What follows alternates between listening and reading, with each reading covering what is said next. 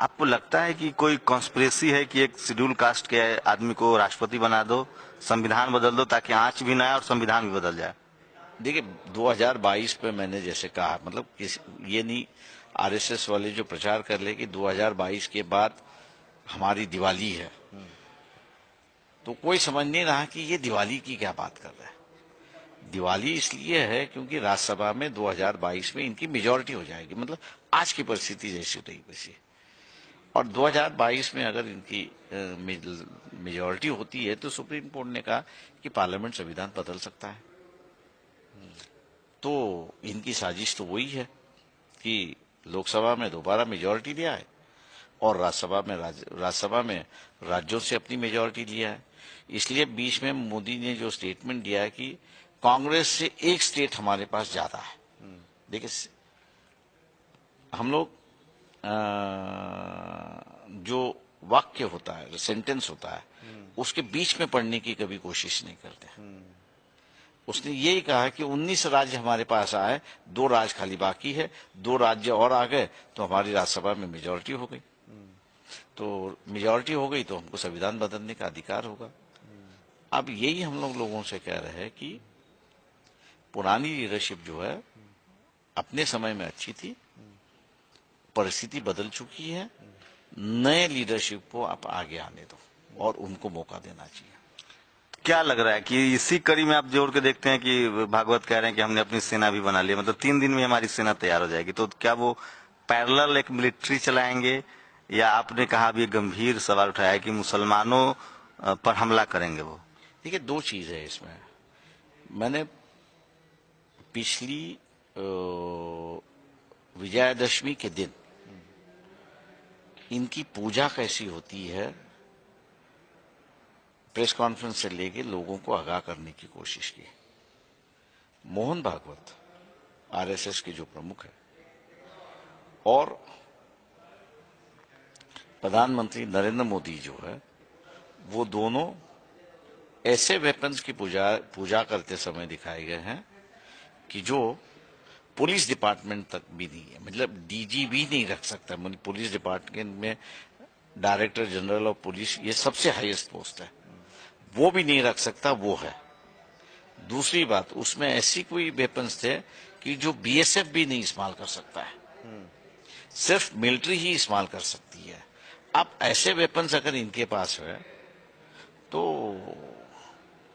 मोहन भागवत जी ने कहा कि हमारी आर्मी 3 दिन में खड़ी हो सकती है, वो सही है क्योंकि उस वेपन के माध्यम से उन्होंने ट्रेनिंग दी होगी। तो क्या लगता है ये 15% वाले 85% को रूल करेंगे अब?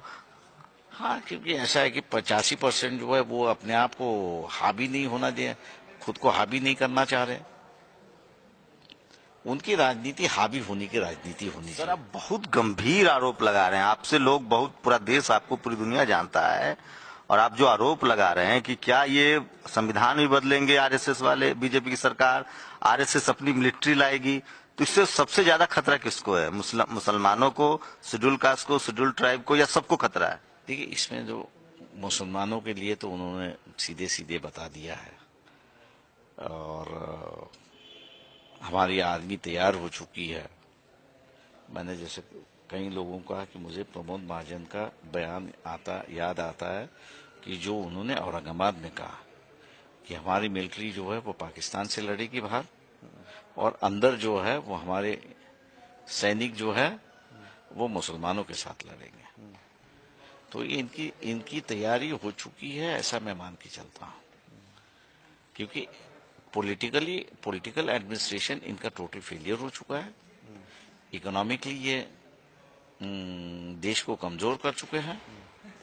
अब ये छिपाने के लिए पाकिस्तान के साथ ये लड़ाई करेंगे और इंटरनली अपनी सत्ता हासिल करने के लिए एंटी मुस्लिम स्टैंड लेंगे। ईवीएम को लेकर जहां तक दलितों की बात है, संविधान बदलने के बाद तो वो तो गुलाम बनाने में उनको 2 मिनट भी नहीं लगेंगे। ईवीएम को लेकर भी लोग सवाल उठा रहे हैं, क्या लग रहा है वो भी डिस्कोर्स होगा 2019 के चुनाव में? देखिए वो उसी के माध्यम से तो जीत के आ रहे हैं, उस पर कोई उठाने के लिए तैयार नहीं है। उत्तर प्रदेश के इलेक्शन में जब इसको मामला किया तो कांग्रेस वालों ने कहा कि नहीं नहीं नहीं, हम इसको मशीन को बिलीव करते, और वहीं दब गया। तो कहीं ना कहीं तो भी ये मामले जो उठते हैं उसको दबाने की कोशिश कांग्रेस की तरफ से होती है। कर्नाटक अगर बीजेपी हार जाती है तो? कर्नाटक में अगर बीजेपी हार जाती है तो मेरे ख्याल से वॉर होगा, ये 100% है।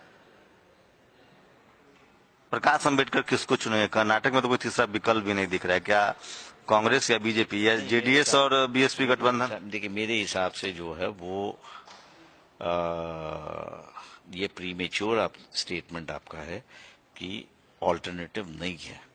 जेडीएस और बीएसपी गठबंधन? जेडीएस और बीएसपी गठबंधन का जहां तक जेडीएस है वो साउथ कर्नाटक में है, और साउथ कर्नाटक में 4 डिस्ट्रिक्ट में, उसके बाहर उनकी परिस्थिति नहीं बन रही है। बीएसपी जो है वो कर्नाटक में 0 है,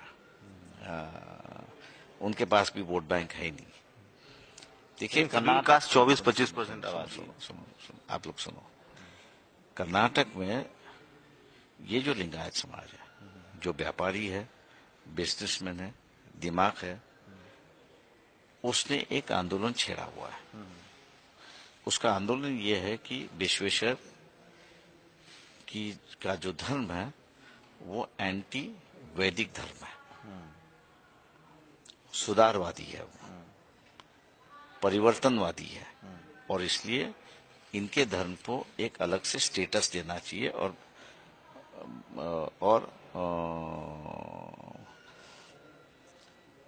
उसको मान्यता मिलनी चाहिए, विश्वेश्वर के धर्म को मान्यता मिलनी चाहिए। अब ये मान्यता जो है बीजेपी नहीं दे सकती और ये मान्यता कांग्रेस भी नहीं दे सकती। तो यही विश्वेश्वर को मानने वाले जो समाज है, जो कर्नाटक में के 18 डिस्ट्रिक्ट में आज बड़ी ताकत में रहते हैं, वही विकल्प यहाँ पर बनाएंगे। एक तीसरा विकल्प आप देख रहे हैं? चौथा विकल्प देख रहा हूँ वहां पर। आप कैंपेन करेंगे वहां जाकर? जरूर करेंगे। 2001 आखिरी साल, 2019 ये मोदी जी सारा अनाउंसमेंट 2022 को लेकर कर रहे हैं। 2019 में क्या अनुमान लगा रहे हैं आप, क्या होने वाला है? क्योंकि अब देश लगभग चुनाव मोड में आ चुका है। देखिए मेरा अनुमान है कि 2018 में ही पार्लियामेंट के चुनाव होंगे, क्योंकि कर्नाटक के इलेक्शंस क्या रहते हैं मुझे मालूम नहीं, लेकिन कर्नाटक के इलेक्शन पर मध्य प्रदेश के इलेक्शन, राजस्थान के इलेक्शन और छत्तीसगढ़ के इलेक्शन है कि जहां पर उनका बाहुल क्षेत्र है, वहां हारकर वो पार्लियामेंट्री इलेक्शन नहीं करेंगे, तो उनके साथ ही वो पार्लियामेंट्री इलेक्शन करेंगे।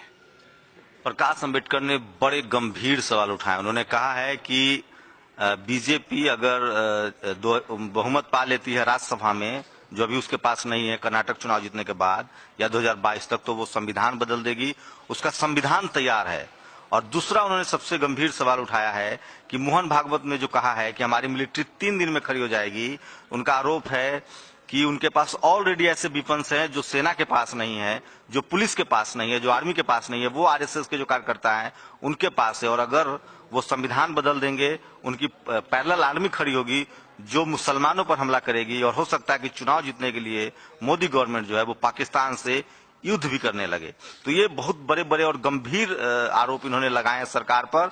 और इसी के खिलाफ 26 फरवरी को इसी के खिलाफ दिल्ली में एक बड़ा प्रोटेस्ट करने जा रहे हैं। कैमरा नितिन के साथ शंभू कुमार सिंह, नेशनल दस्तक, दिल्ली।